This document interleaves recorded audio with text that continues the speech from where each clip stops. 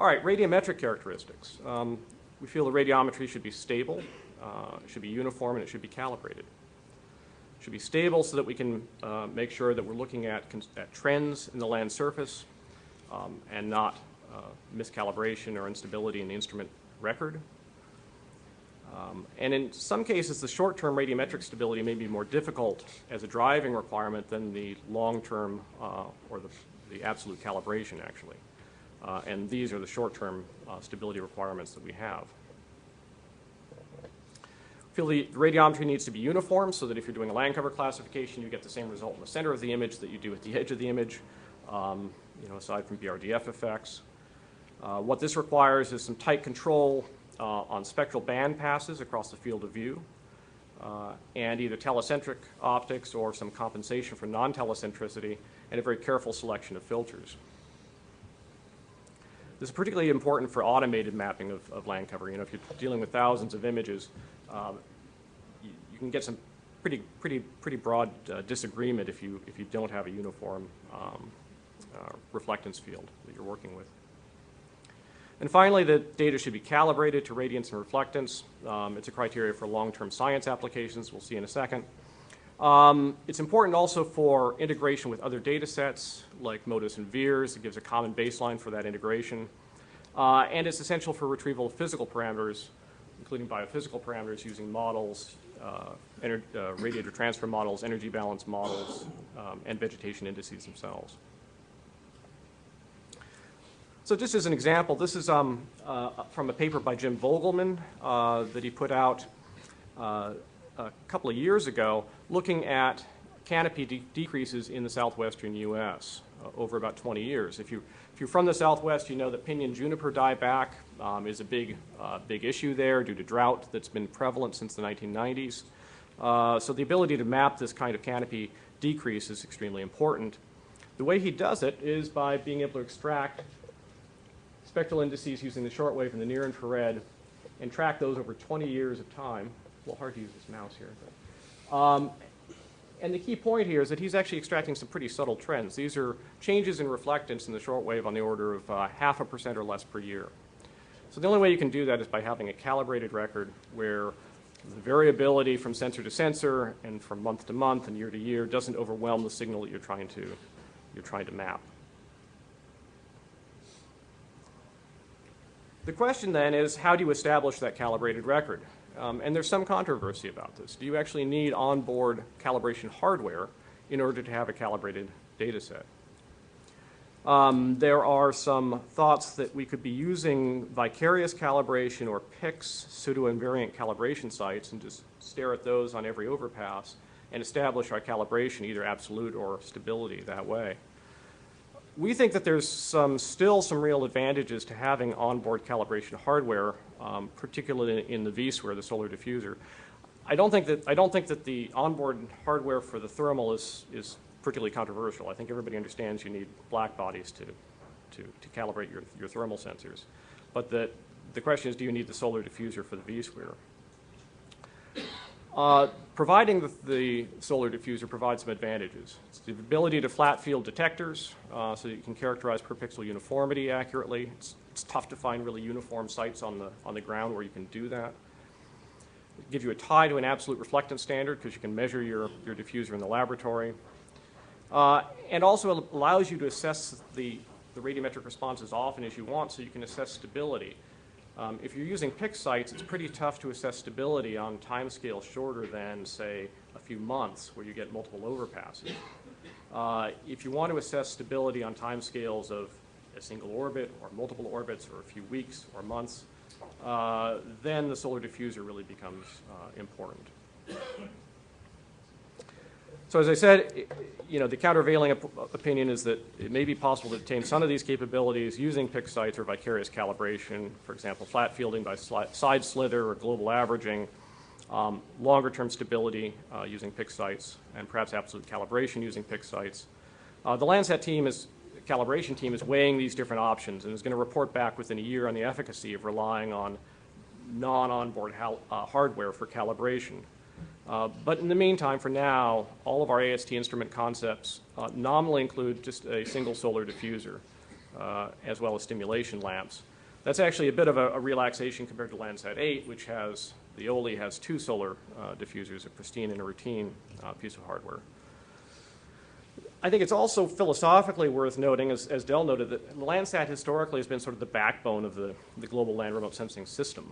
And having a carefully calibrated instrument and investing in that calibration actually adds value to the entire global constellation at the moderate resolution. It allows other systems to cross-calibrate with a known reference, and I think that has tremendous value. Finally, the other point is that if you do remove the onboard calibration hardware, it actually increases the need for short-term radiometric stability, right? So if you don't have a way to characterize how your instrument is changing on time scales of days to weeks, then you have to design the instrument to be inherently stable over those shorter time scales. All right. So lastly, we realize that, given the budget constraints, we need to look very carefully at the requirements that we have. And so the AST and the Landsat Science team and others are looking at or using parametric studies to try to refine our established land imaging requirements. So we're asking the question, are there any driving requirements that could be relaxed? Have we gone overboard anywhere with Landsat 8 or other or previous sensors? And then what's the science and applications impact of relaxing those requirements? So we have a set of ongoing studies. I won't go through them in detail, but they're listed here. The first one that's complete is an analysis of the signal-to-noise ratio in the vSphere, what's really required for various applications. Improved SNR was actually the #1 priority of the Landsat 7 science team. Today's #1 priority is 8-day coverage. Everybody wants that, but 15 years ago, people were really tired of looking at saturated snowfields and saturated deserts. And so SNR was actually the #1 priority. OLI as a push broom sensor has tremendous SNR. It actually surpasses our requirements by about a factor of 2 to 3. So the question is, do you actually need that performance, or could you sort of fall back to something more like the required levels? And what we found is that for a variety of applications, land cover classification, water constituent retrieval, and leaf area index retrievals, the OLI requirements provide substantial benefits compared to Landsat 7 ETM+. Going much beyond that requirement stops providing substantial benefit. There's sort of a diminishing returns case there. The one exception might be water resources, where you're looking at dark targets and you need every photon you can get. But for most of the other applications, we're pretty happy with OLI requirements rather than performance. We've also been looking at image acquisition frequency required for seasonal cloud-free views to understand what the requirements there are. In order to achieve cloud-free views over the eastern U.S., for example, using MODIS cloud cover data, University of Maryland found that 8-day coverage was really required to achieve a high probability of success for obtaining an annual seasonal cloud-free view. We're also looking at, again, this issue of the vSphere versus thermal time separation for ET modeling. What are the real requirements there? Some questions about the OLI aliasing spec that Woody Turner and Steve Unger brought to our attention, because OLI acquires data not completely simultaneously for all of the vSphere bands. And then finally, some radiometric questions about spectral uniformity and stray light that we're investigating using the Rochester Institute of Technology DIRSIG modeling framework. So I think that's pretty much all I wanted to cover. As Dave mentioned, I have to leave a little bit early. So I guess if there are any questions for the presentations up till this point, we can take a few questions and then continue on from there.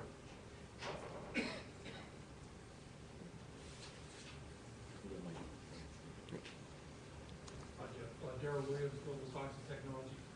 So the onboard calibration chart, one of the things you didn't mention was the smaller satellites, the flexibility for deep space maneuvers as an alternative, also looking at the moon as a calibration site, as opposed to just fixed on the ground. Yeah, lunar calibration is useful, and that could be a tool for absolute calibration. I mean, Phil, if you want to chime in here, feel free. The frequency for the lunar may be an issue, and an analysis might have to be done for the instrument individual designs to see whether that's sufficient frequency to update its relative stability on the calibration. But as you know, we use that for Landsat 8 once a month.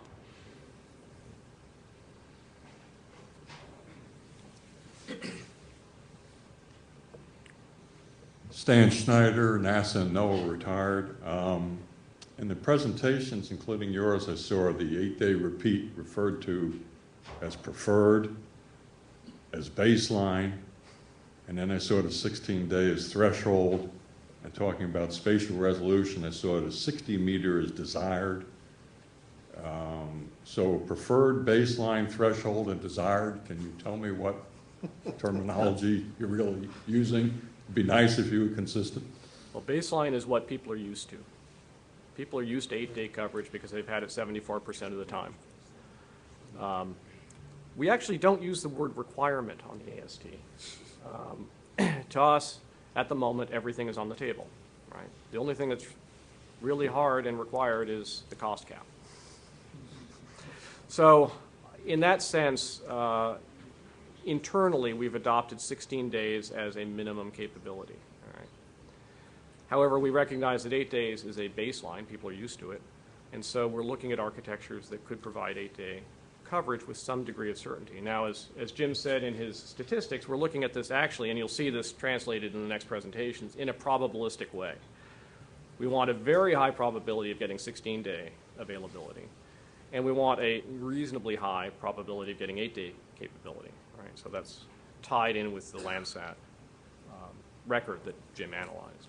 So that's sort of our implementation of continuity in a sense.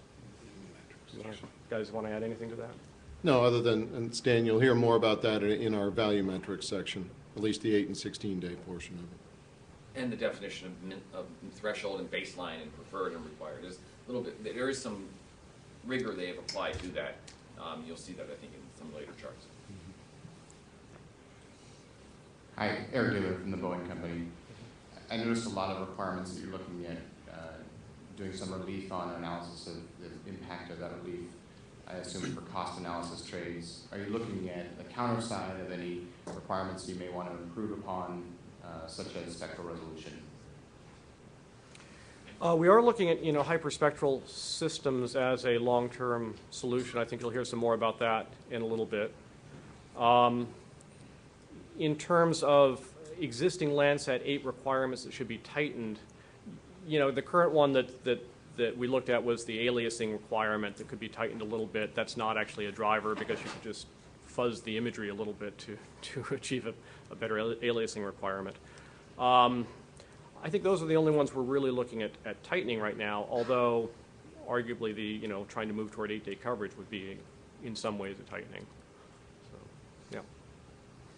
We have a question from Amanda Reagan, European Space Agency.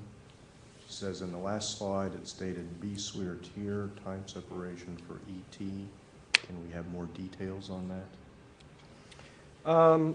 That's a study that University of Idaho and University of Nebraska are doing. They're running their metric model, which is how they calculate evapotranspiration, using a variety of time differences between when they get their thermal data from one Landsat image and when they get their V-SWIR data from another Landsat image, and then they're looking and seeing how the performance of the metric model degrades through time. We're still waiting for, I think actually just today we got their final report, so I need to sort of pore through that and look at it, but I think it's pretty much consistent with what we've said so far.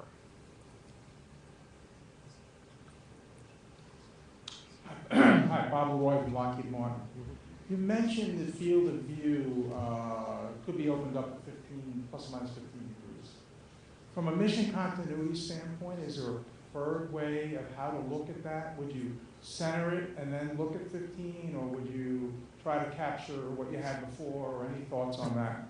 Well, I mean, if you repeated the WRS-2 ground track with a 15-degree field of view, then you would have the capability of recovering your view geometry that's historic, going back to 1982, just by looking at the plus or minus 7.5 degree part of that field of view. That'd be nice. If you want then 8-day coverage, you could look and accept the BRDF consequences of looking further off nadir. So that, you know, that would make a lot of sense. Also on the calibration, you mentioned the diffuser, but in the same sentence you used the stim lamps. Is there some specific, something specific you're trying to get out of the stim lamps versus the diffuser, or they've got to work together? Or is there some general requirement you're looking for to solve? Well, I think I mean, Phil can talk to this more. I think the stim lamps are generally for, you know, aliveness and also for short-term stability. The longer-term stability then comes from solar diffuser. I think, other than John Barker, I think people have given up trying to calibrate systems with stim lamps. It wasn't a requirement. Right. So, Thanks. yep. Okay. We have a question from Joe Perdina of Logisticos Engineering. He asks, please explain what is specifically meant by the words full spectrum. Full spectrum meaning it covers, doesn't mean necessarily hyperspectral, it means it covers the spectral range of Landsat 8, basically, from the ultra blue band through the thermal,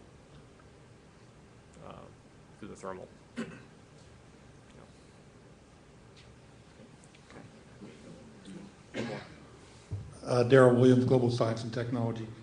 This isn't so much of a question, but a quick try to summarize what I heard on temporal repeat.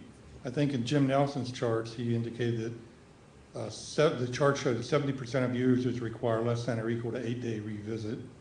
And then it indicated that less than or equal to 2-day revisit would cover 100% of user needs. And then you showed a chart based on a Maryland study about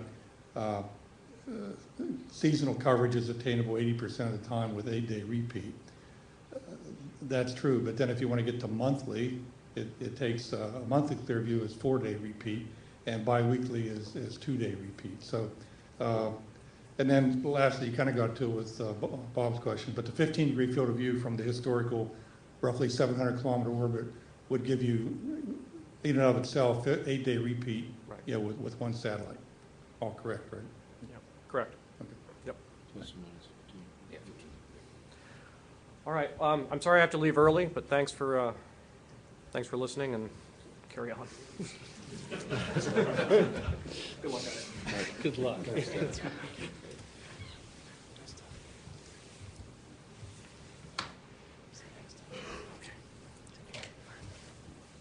Just hit the down arrow. Our menu was up. Hi, I'm Phil Dabney. I wanted to give you a brief overview of the representative instrument concepts that we use to derive our metrics and study the trade space.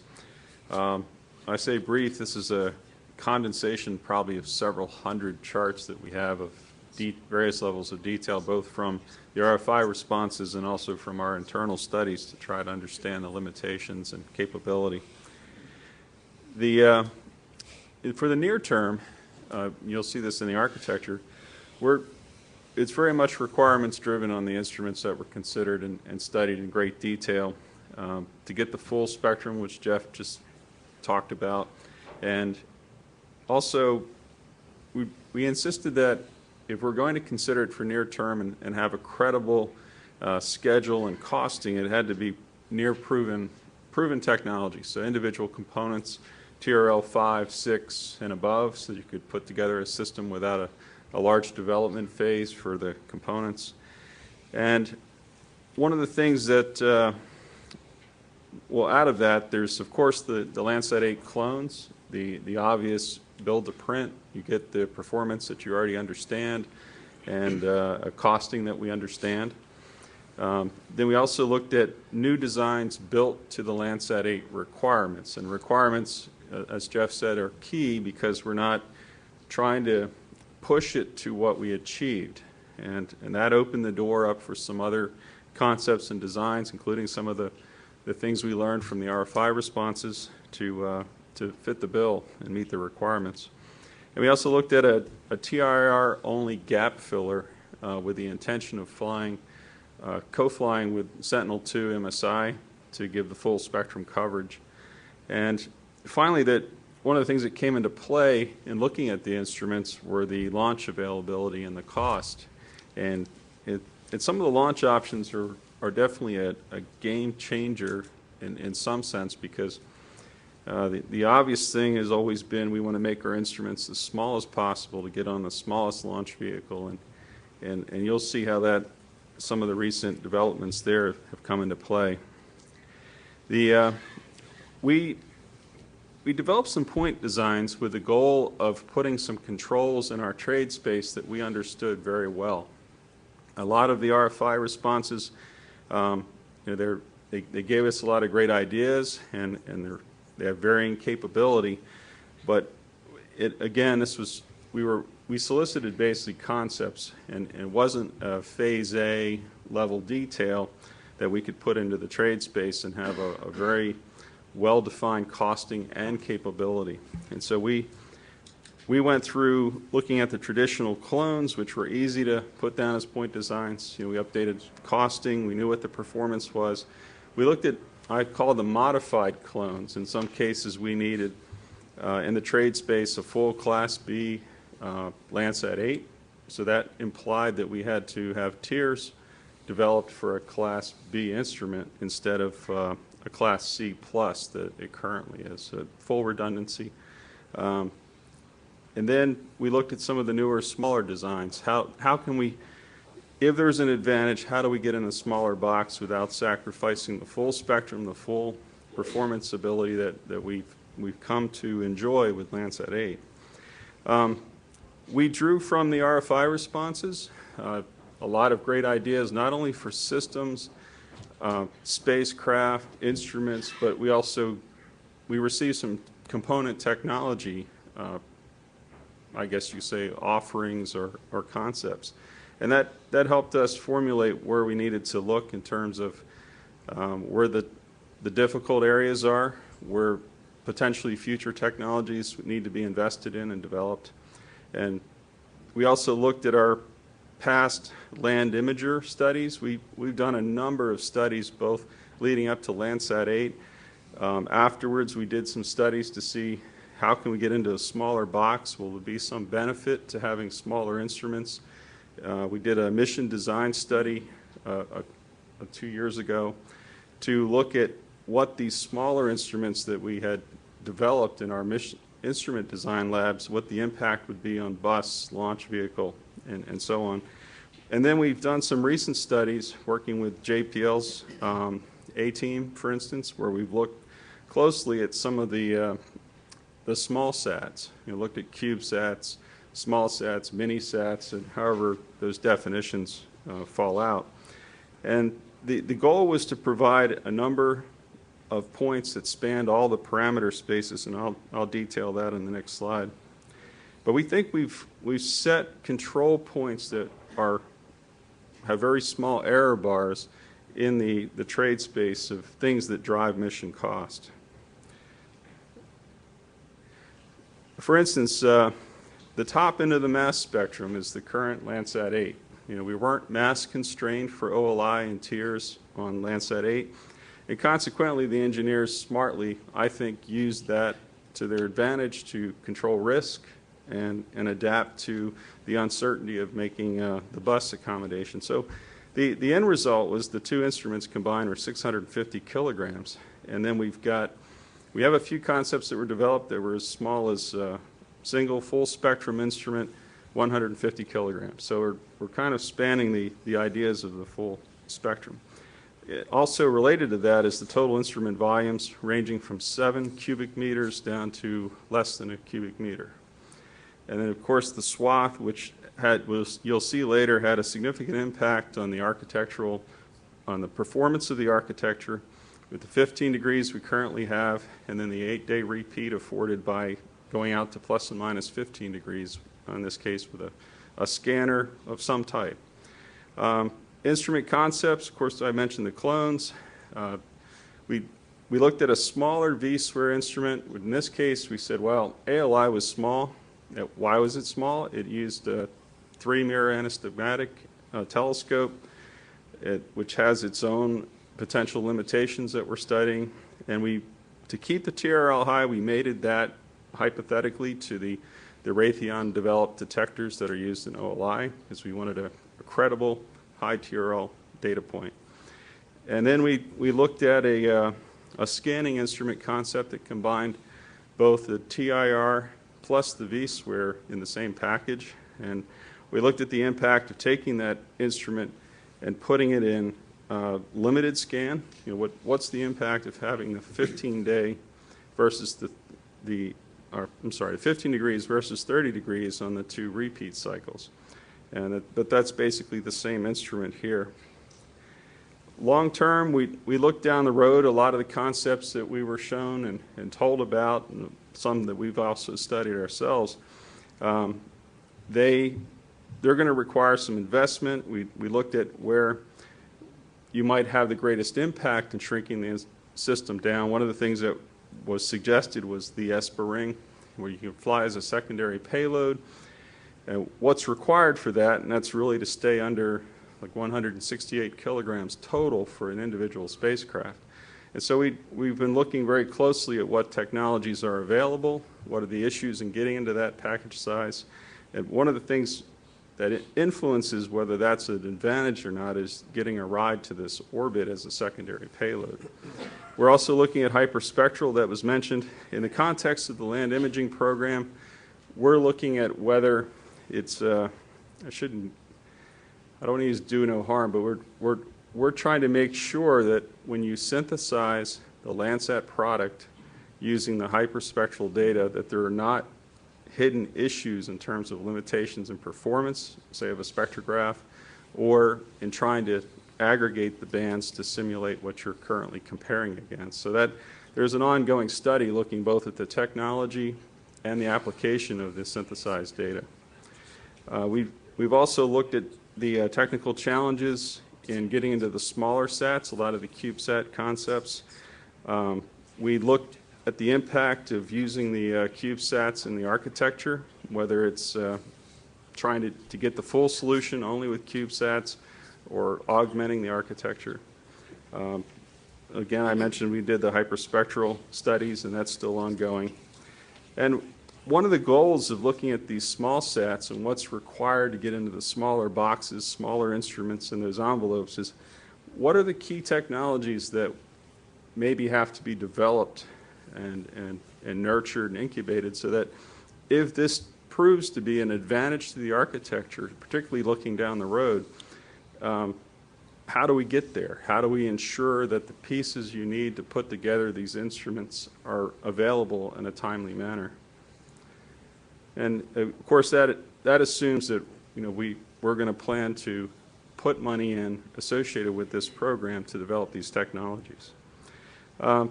Smaller satellite feasibility is kind of a repeat of what I said, but in detail, we wanted to go in and see whether if you look at a particular package size or an envelope, is there a fundamental limitation based on first principles? For instance, in the CubeSat architecture, you've got a limited aperture that you can put in the side of the box. What does that mean? Can you do the thermal imaging with that kind of an aperture? Can you do the V-SWIR? Can you do the SWIR 2.2 micron band?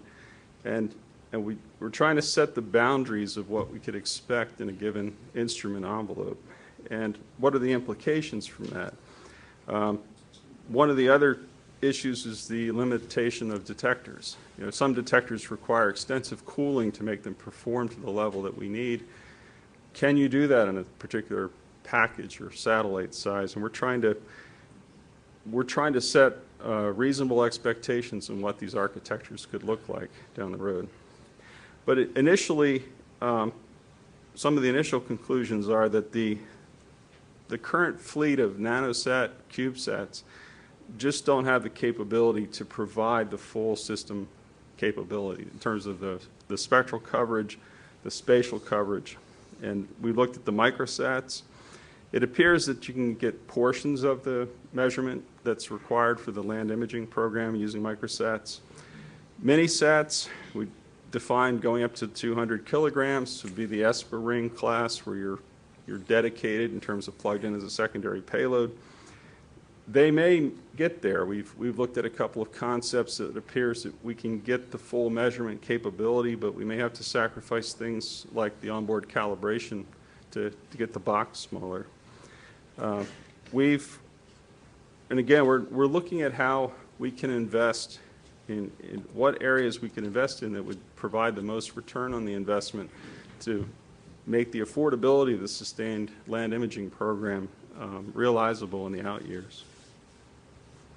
And then we really got into looking at, there's a lot of interest in the CubeSats recently with some of the recent launches, so we wanted to see what are the limitations of these. A lot of them approach this understandably with commercial parts, commercial detectors, commercially available telescopes, and so we've looked at the data and how the performance and application of the science.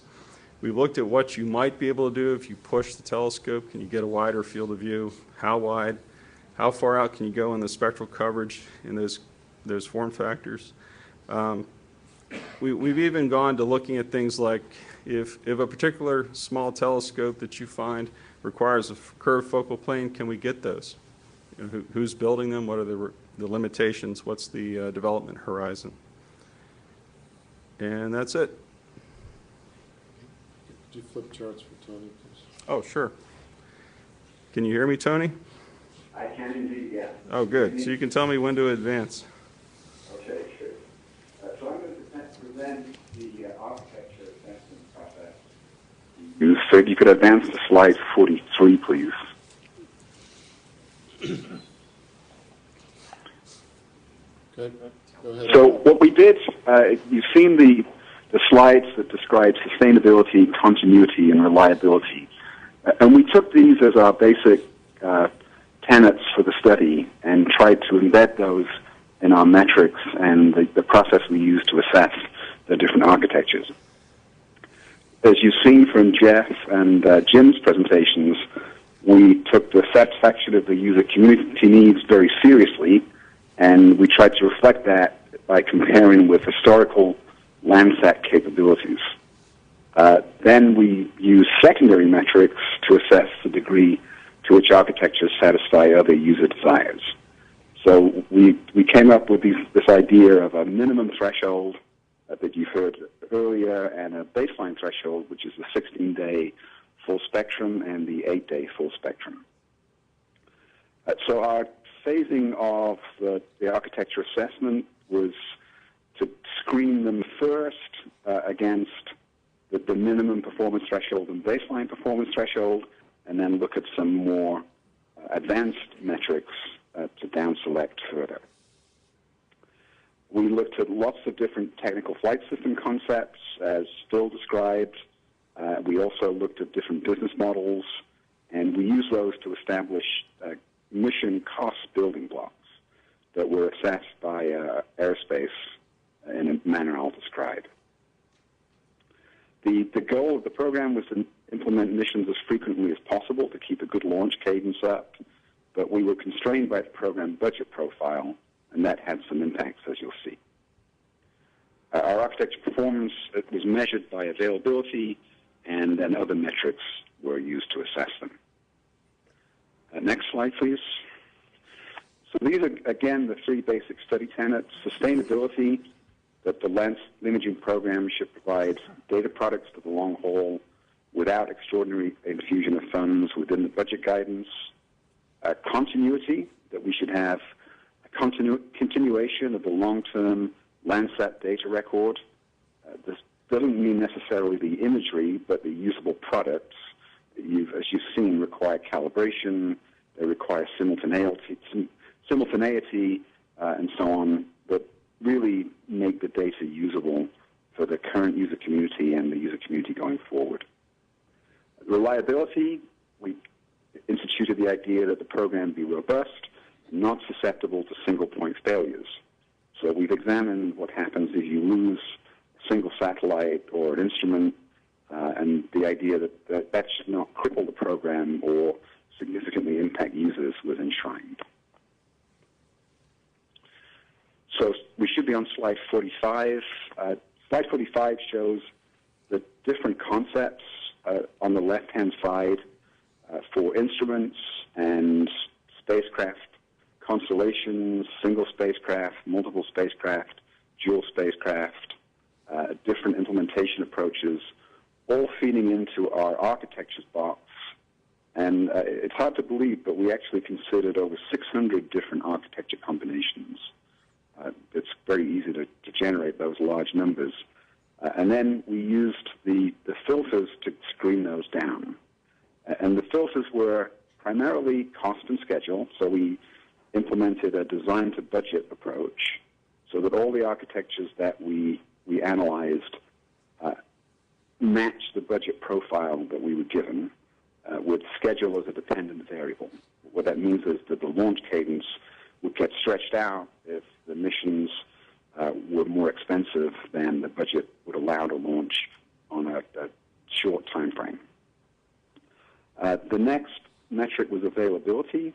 So as you saw earlier, we looked at reliability statistics in the past, and we said going forward we should do no worse than that the land imaging program that we design going forward should be at least as good as the one we've had, and that's where those reliability numbers came from.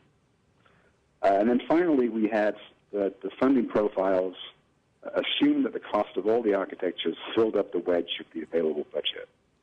We did find a couple where there were possibilities to lower the overall cost in the out years, perhaps by introducing new technology or new partnerships, but those were not a common occurrence. For the most part, we had architectures that were within the guidelines, but not significantly below.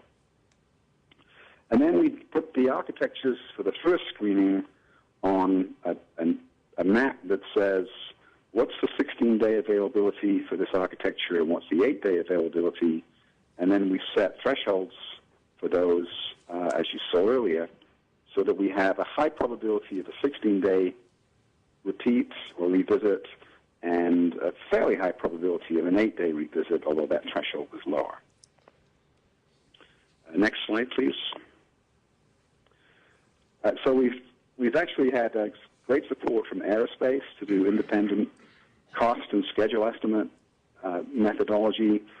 They've applied the same methodologies they used for decadal surveys in the past, and we had launch vehicle data provided by KSC.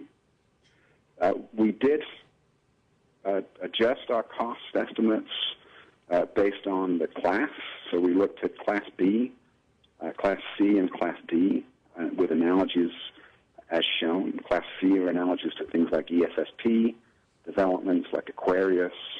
The Class D seem to be like some of the EV-type missions that were proposed and the SMEX instruments and spacecraft that have been flown. We made assumptions that if we got out of the way in some cases, as people told us in the RFI, and allowed the commercial industry to do what it does best, that there would be cost savings there, so that was factored in. And then we also had to have the constrained budget meant that we stretched out some of the missions beyond the optimum. So I think we all know that there's in a given spacecraft development program, there's an optimum schedule beyond which it costs you more money to develop the program than it would have done if you'd done it in the optimum time frame. So if we went from, say, a 5-year optimum to an 8-year because of the budget constraint, we added some small increment to the budget to take that into account, that it actually costs more to do work in a suboptimum fashion. An example of that shown on slide 47, which shows that the example of this sustainability impact. So again, we used design to budget. So we took a fixed annual program budget ceiling. We put missions on the left-hand side. You can see an example where we put the optimum budget profile for one series of mission developments with 4 different missions under there. And then we've shown the effect of stretching that out over an 8-year period. And you can see what happens is that the budget flattens to match the profile, but you end up with fewer launches. So what that means in terms of availability is that you have a bigger gap, potentially in availability. You certainly have a lower probability of meeting the 16-day threshold and the 8-day threshold.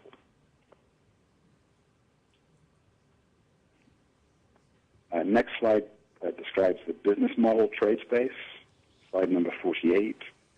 And we looked at lots of different, we had great input on the RFIs, and so we looked at lots of different combinations. We looked at the contract scope from a whole observatory contract to separate instrument and spacecraft contracts, dividing up the BSWER and the tier into 2 observatories, and then the flight segment with launch and/or ground operations.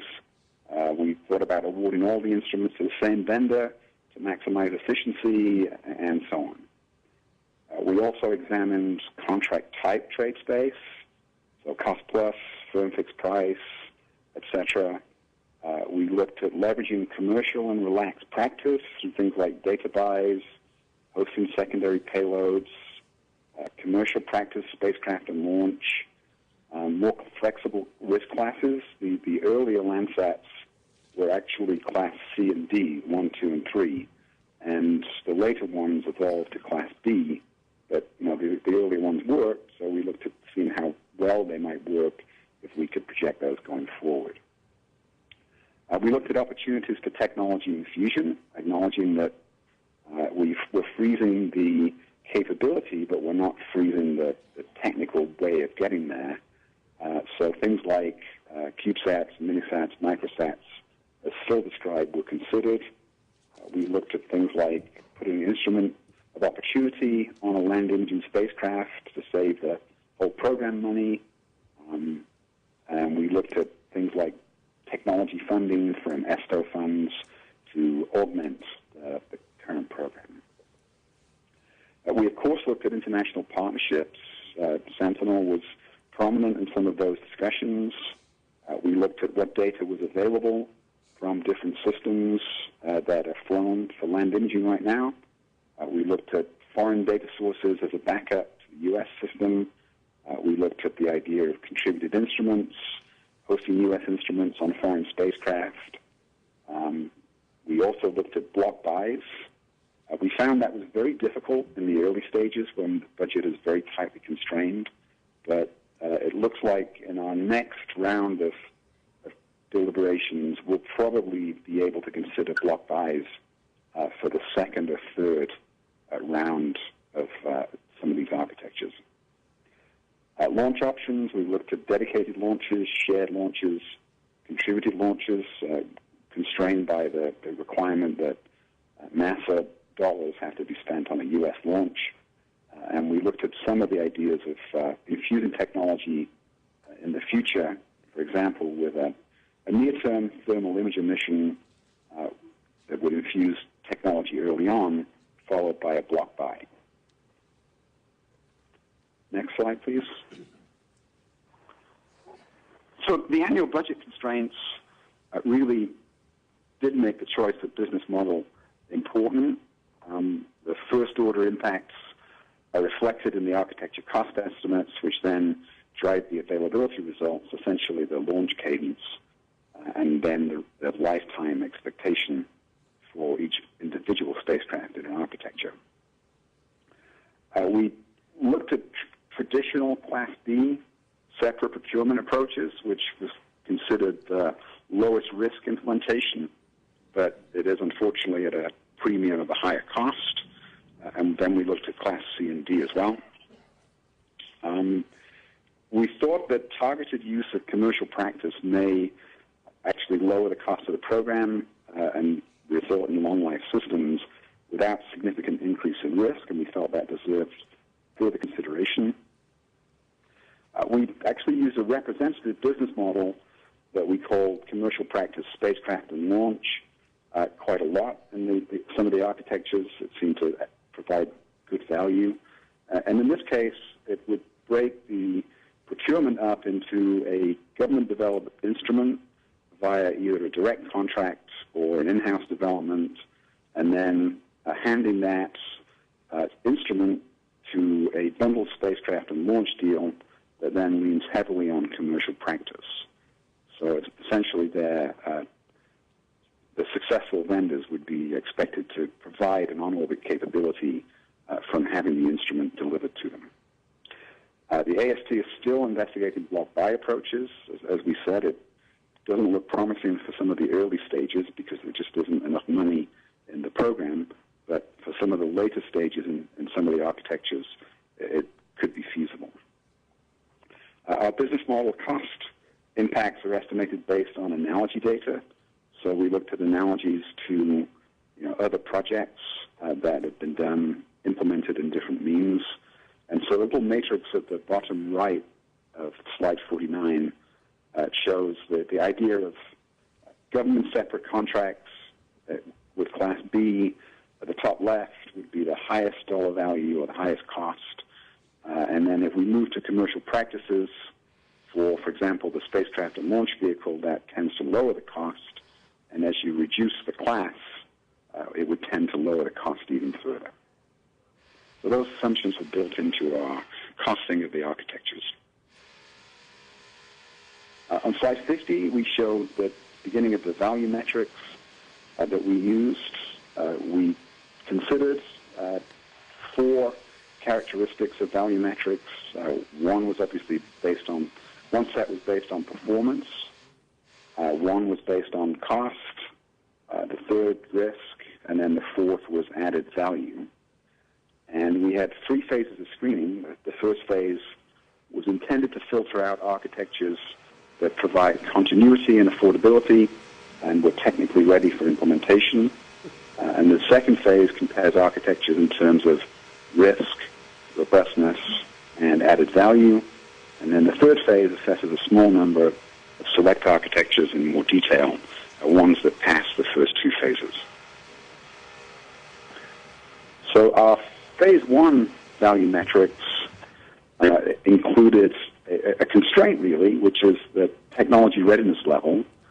We felt that anything that was below technology readiness level 5 at the moment would not be viable at the present time. So we had anything that was TRL 5 or higher was considered low risk. Anything that was TRL lower than 5 was considered high risk and was therefore put into a bracket that said we need to look at this further and perhaps develop the technology.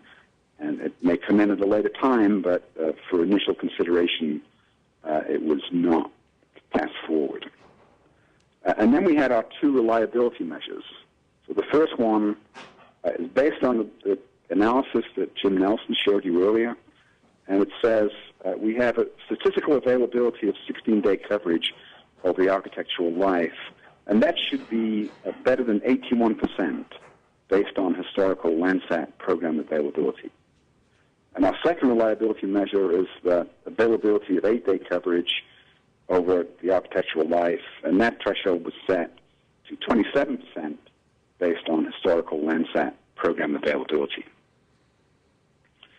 And the reliability estimates we used, this is one set of them, the ones that we used for NASA and U.S. developed spacecraft, shows that the fall-off in reliability with time for different classes. So we used 3 classes, Class D, Class C, Class B. You can see that for Class B, that the end of life we set when the reliability falls below 50%, it's 15 years. For Class C, it's 11 years, and for Class D, it's 7 years. This is a little different than normal reliability analysis is done. For example, Class B, the lifetime for design is 5 years, but practicality shows that systems last a lot longer than that. If you look at the big EOS platforms, they're a prime example, where they're still going strong 10 to 15 years later. And so these were the assumptions we made that we felt were more realistic than the usual 5-year design lifetime means some other number for the maximum lifetime. But the reliability estimates are actually based on aerospace analysis of hundreds of spacecraft that were developed at different classes and for the government, and so we use those as our fall-off in reliability for the architectures. Next slide.